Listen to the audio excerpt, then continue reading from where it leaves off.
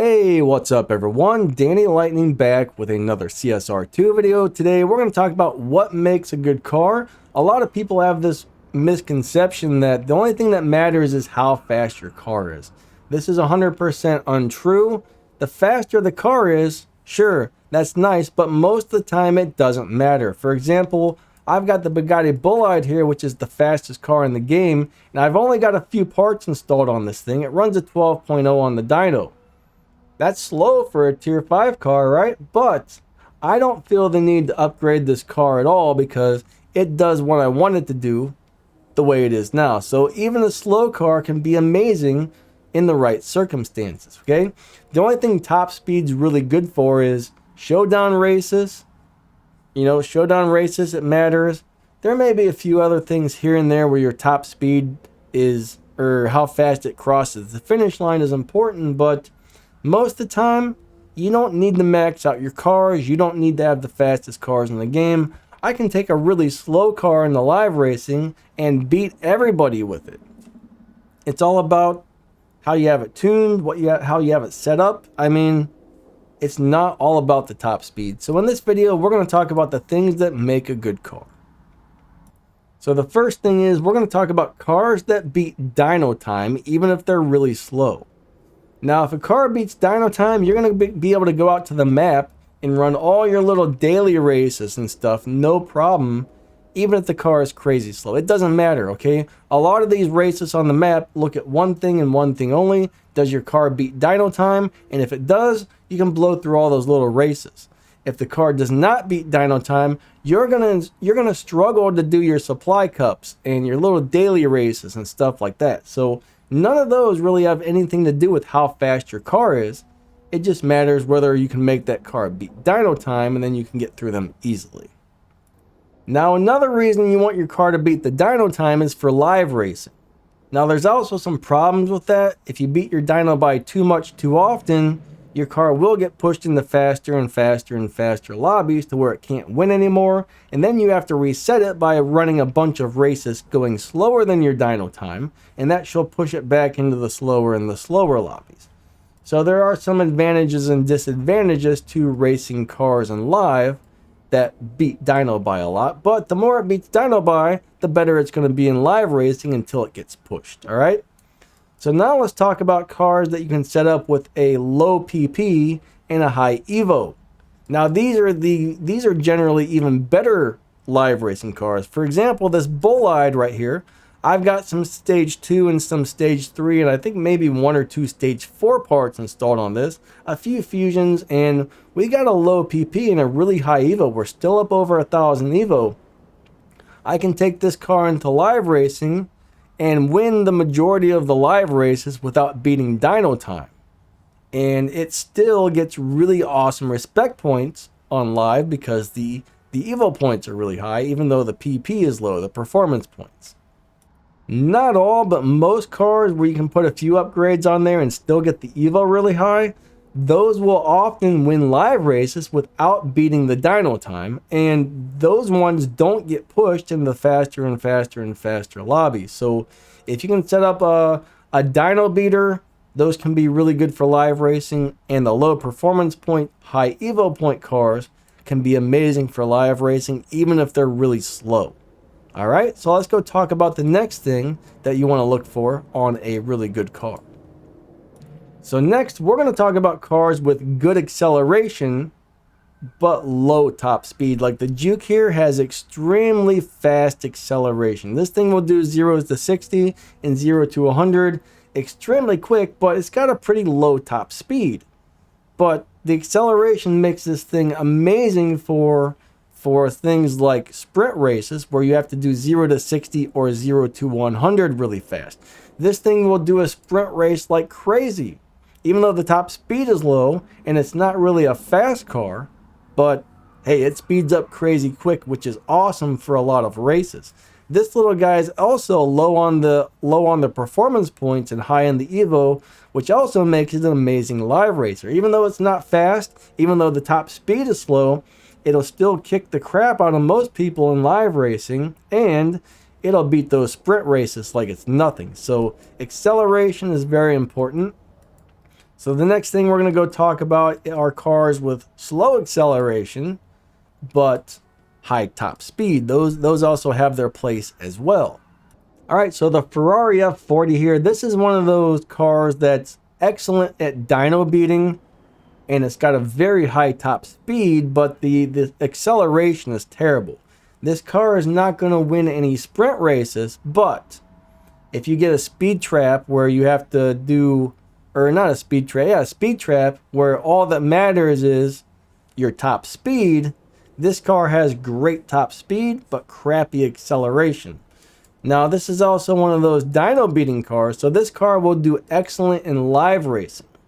But if I win too many live races going faster than dyno, this car will get pushed, and then I have to reset it occasionally.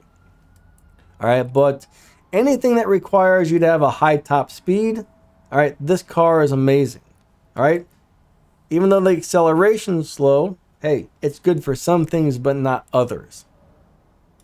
So now we're going to talk about why high Evo points are important, why having 4 to 5 stars is important, why having purple stars is important, and a few things like that.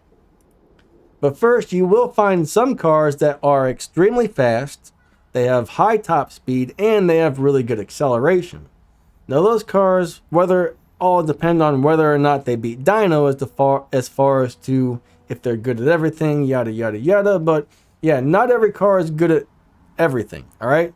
Some cars are great at top speed, but not acceleration. Some are great at acceleration, but not top speed.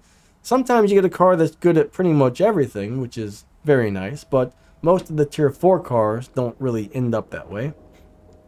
So let's talk about the high Evo points, all right? Why do you want a car to have over 1,000 Evo?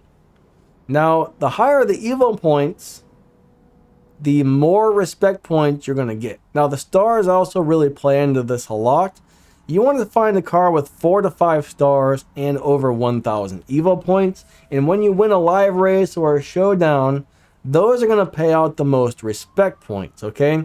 Once you bust 1,000 Evo, your car tends to be making lots and lots of respect points, which will earn your crew a lot of points and help your crew earn a bunch of prizes and stuff. So lots of stars, lots of Evo are very important for your live racing and your showdown cars.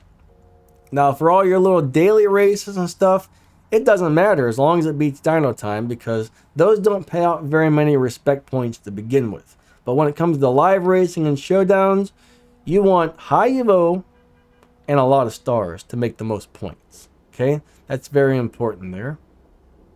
Now, if the car has purple stars, it gets an additional bonus on the respect points. Now, there's a few other cars like the Elite Tuners and the Elite Customs cars have additional bonuses just because they're special cars.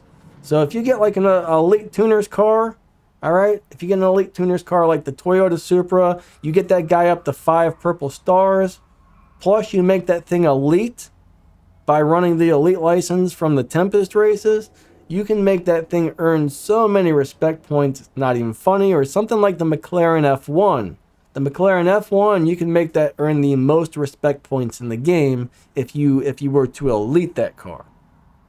All right, it gets a huge bonus. Okay, that's a great car for getting respect points. I don't really like that car. I don't like the way it drives. I don't like the way it shifts, but it's capable of earning more respect points than any car in the game currently. The bottom line is you don't always need to max your cars out. You don't always have to have the fastest car in the game. You just need to have a car that's good at whatever it is you're trying to accomplish. Whether it's top speed or if it's good acceleration or whatever it is. It's beating Dyno Time. There's a million and one different things, and people always say, oh, what's the best car in the game? Well, there's really no best car because different cars are good at different things. All right, different cars are very good at different things. So, for example, my Subaru WRX STI, I've got this thing set to stage 5. I may have a few stage 6 parts for it, but I keep it set to all stage 5. It's got high Evo. It's got an it's not really a low PP car. The performance points are kind of low on stage 5, but the Evo is high. This is one of those cars I can take into live racing and still win without beating the dyno time. Like, I set this up to intentionally not beat dyno. I don't use my nitrous. I don't shift it properly when I live race it, but it still wins live races. It's just the way, it's just a really good car. Okay, it's just a really good car. Plus, I got it up to 5 purple stars, and it's got over 1,000 Evo.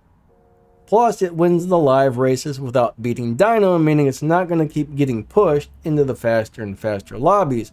This is one of the best tier 4 live racing cars that I have for those reasons.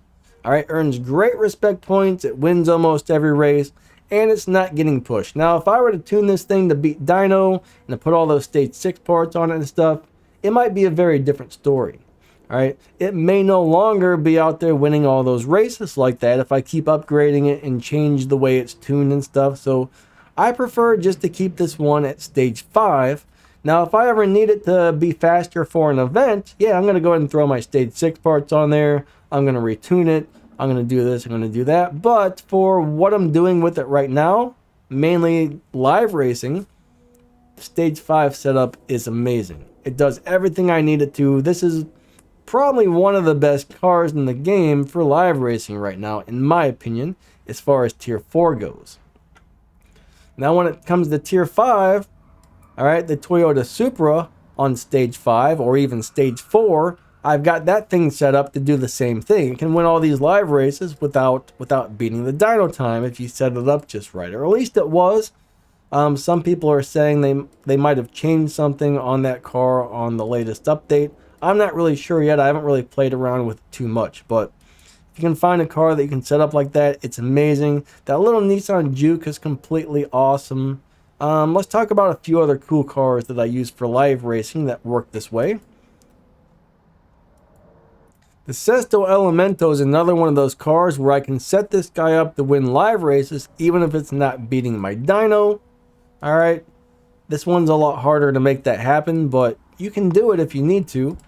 The Bulleye with mainly stage 3 parts and I think maybe one stage 4 part. That's another one. I can win so many live races on this car without beating dyno. Now, if I were to max this car out, put all the parts on it, make it the fastest car in the game, it's no longer going to accomplish that. So sometimes faster is not better, guys. The little Ford Escort is another one of my favorites for live racing. I can take this guy in there. I can win a bunch of live races without beating the dyno time, and the car never gets pushed to faster and faster lobbies, so I never have to reset it. It's just a great little live racer. But I think we're around 13 minutes on this video, so I'm going to go ahead and wrap it up. You guys get the idea. Thanks for watching. Please remember to like and subscribe. Hit that little bell notification. Set that thing to all so you don't miss any of my awesome uploads. And we will catch you later, alright? Thanks for watching. See ya.